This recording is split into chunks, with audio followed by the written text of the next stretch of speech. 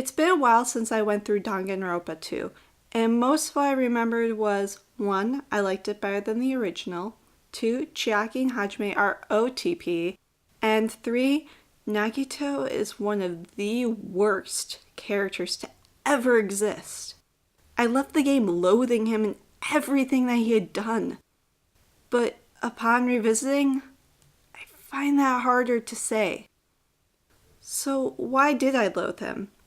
In my opinion, he is the most annoying character in the cast. First off, he's constantly self-deprecating. Whenever he gets a chance to call himself trash, he does. He keeps saying that he doesn't deserve to be with such great talents, but even he doesn't believe that. He believes that people are born talented, and he demonstrates his strong faith in his own talent multiple times. He trashes on himself so often that even Cinnamon Roll Chiaki can't deal with him. I mean, look at her face. Chiaki and I are both done. We are both done taking his crap. Which brings me to my next point. He's untrustworthy. Nagito is constantly talking about hope. He claims that he'll side with whoever has the greatest hope. And because of that, he's also a wild card. You don't know if he actually means what he says. Based off of his beliefs, he could flip sides during a trial if he wanted, so you can't fully trust him.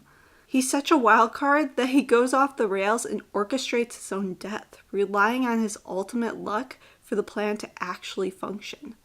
And thanks to Monokuma's rules, it's not counted as a suicide, because the plot demands a reason for Chiaki to die so she can't interfere with the twist of the game.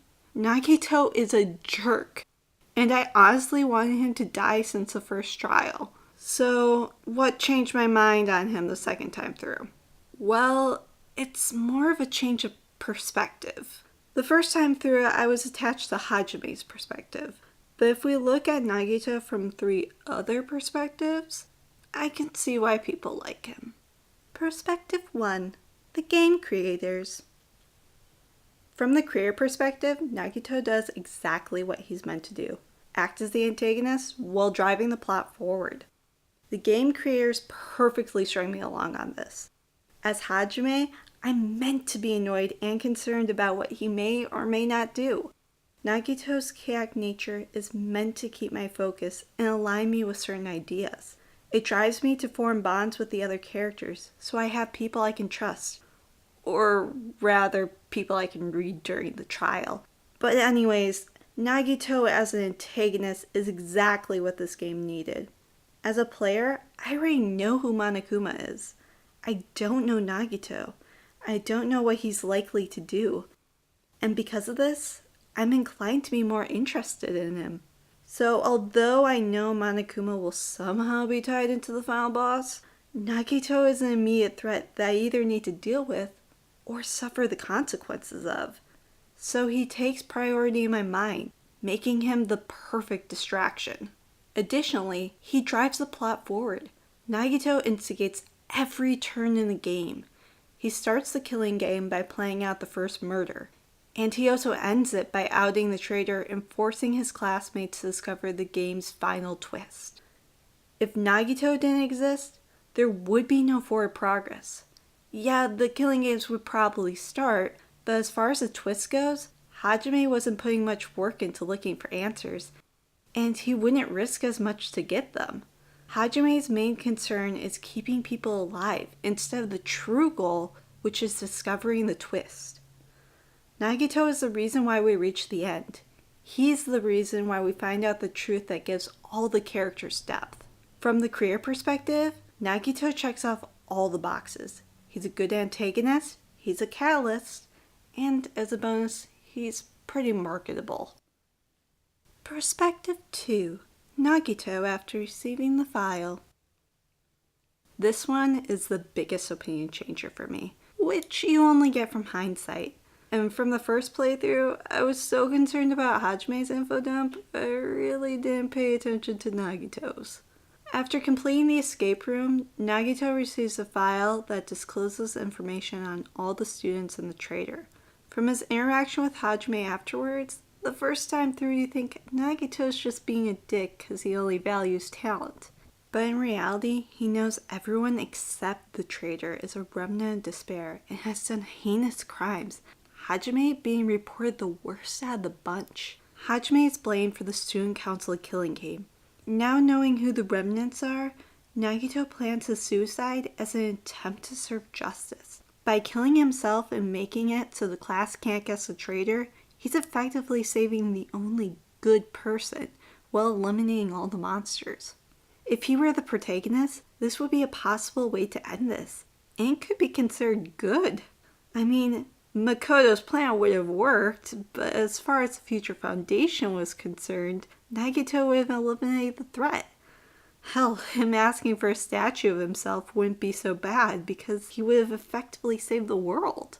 But because he's not the protagonist, he had to make mistakes so Hajime could be the one who gets to the end.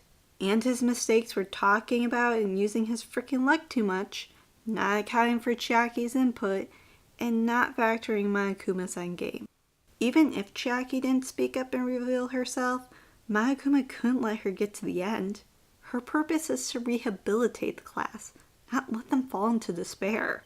So even if the trial went Nagito's way, Monokuma would break the rules, which he should have known from reading the file in the Killing School game. This situation would force us into the same challenge Monokuma end trial we got in the first one, which I could see as Nagito's true end goal given all the information he had. Although his plan was contrived, I can respect his decision. Whether he was trying to save everyone or just the traitor, he was attempting to end the game and to do the most good. And if he would have talked to everyone about it, the plan wouldn't have worked. They would have all been denying that they're remnants, just like they did in the finale. He nearly executed an arguably noble plan. And if I was playing as Nagito, I might have agreed that this was the best decision. Hell, the traitor surviving is kind of the better ending since it has stakes and more interesting consequences. Perspective 3. Nagito as a survivor. Again, from hindsight, Nagito is the smartest person in the game. Not only does he help you during your investigations and trials, but he's actually playing a survival strategy from the beginning. To prove this, I'm going to break down his actions from around the first class trial. Before the killing game starts, Nagito comes to the situation much like the rest of the characters. He has no idea what's going on and therefore defaults to being pleasant. But he's not naive. Just like Hajime, he's uneasy about what's really happening on the island. I mean, if you think about it, it's absurd. They're on an island class field trip on their first day of school with a stuffed animal as their teacher, and they've lost all their memories. How the hell did Makoto think this was going to work? But anyways, after he introduces himself, he says that he's talked to everybody, but will follow you around to help you meet other students. From Hajime's perspective, you just gained an ally. A seemingly nice guy is offering to help you. However, Nagito is still trying to size you up. He knows every ultimate talent except yours, which makes Hajime suspicious given the circumstances. He wants to keep Hajime close until he can figure him out. Additionally, his goal is to have as much information as possible. When other characters are introduced, he's able to say some facts about them, which is pretty impressive that he can remember so much in such a short time. After Monokuma gives the first motive, Nagito realizes it's only a matter of time before the killing starts, which is why he gets ahead of it. He uses his luck, his perception, and his intelligence to set up the first murder. Why? To control the situation and ensure his survival. First, he sends a threatening letter to the ultimate imposter. The imposter vowed to protect everyone, and it doesn't take a huge leap in logic to know that he'd want to bring everyone together so that any killing attempt would be seen and stopped. After the party idea is proposed, Nagito suggests the location and then uses his ultimate luck to get cleaning duty through the pulling straws lottery. While placing the knife and setting up the planned power outage, he manipulates Tero into thinking he will murder someone.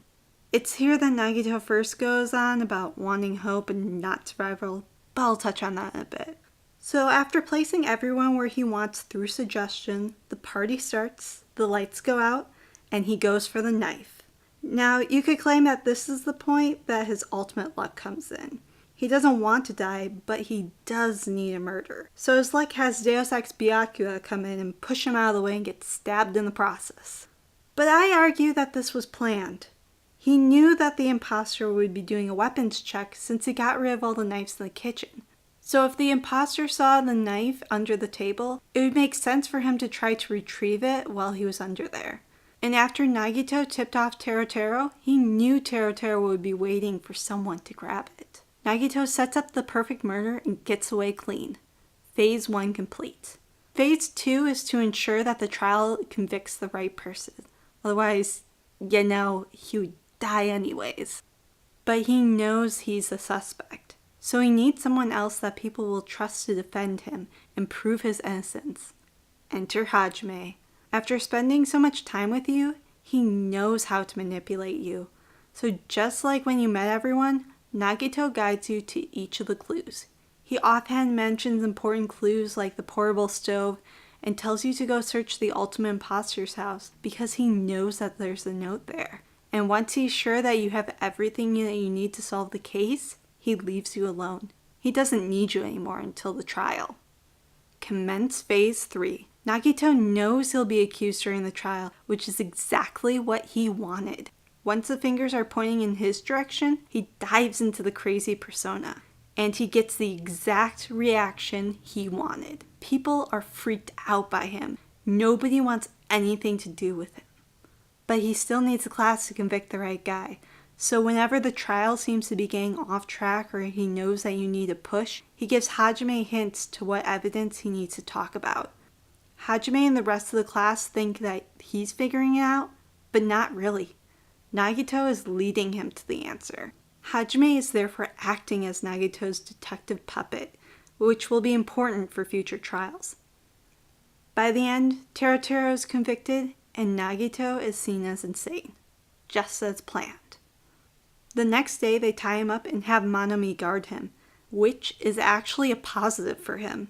This 1 protects him from being killed, and 2 gives him an alibi, which turns out well for him since he's locked up until the next investigation period. And after the trial, he'll remain free. By this point, he's cemented the crazy persona, so no one will come near him anyways. They think that they know his MO, that he's just some annoying guy who loves hope and is willing to be cannon fodder, but won't kill on his own. He walks a fine line between being too annoying and being too smart that someone will want to kill him. The assumptions his classmates make about him lets him roam around free without having to worry about anything. He knows he won't be killed, and he most likely won't be accused. So now he can focus on what matters. What's really happening on this island? All he has to do is keep up his crazy appearance and make sure Hajime keeps functioning as his puppet during the trials. Which, by the way, is why he made sure that you had an alibi from the movie ticket during the 3rd class trial. Nagito may say that he doesn't want to survive and would rather die for hope, but I'm not buying it. If he really wanted to die, his ultimate luck would make sure that that would happen. He doesn't die until he wants to, and he only wanted to after he received the motive, the files on the Killing School game and the remnants of despair. Until that point, he says that he doesn't want to survive in order to disassociate himself from that motive, a motive that everybody but him claims to have. This adds to his less threatening MO. And for that reason, in addition to his manipulation, luck, and intelligence, Nagito is able to survive. If he didn't get the motive for his suicide, he would have made it to the end. So given all this, do I actually like Nagito? Hell no. I still dislike him, and if I had true control over Hajime, I would have locked him up for the duration of the game just because he annoyed me so much, which he probably would have loved. There may be some points in his favor, but there aren't enough to override his treachery and all the emotional issues he caused. However, just because I don't like him doesn't mean he's the worst character. Honestly, he's probably the best. He's the most intelligent, has a character arc, and actually gets an emotional response out of me. Granted, it's not positive, but it is effective. I may want to keep a 100-yard distance from the kid, but after revisiting the game, I respect his strategies. I hate Nagito, but I'm meant to. So I guess that's why he's the best at being the worst. And I'm okay with that. But what about you? Is Nagito the spawn of Satan, or is he best boy? Feel free to tell me why I'm wrong in the comments below. And if you're interested in more content, check out my scene analysis of the new Fullmetal Alchemist movie and how it fails to create an emotional response. I'm Ray, and I'll see you in the next video.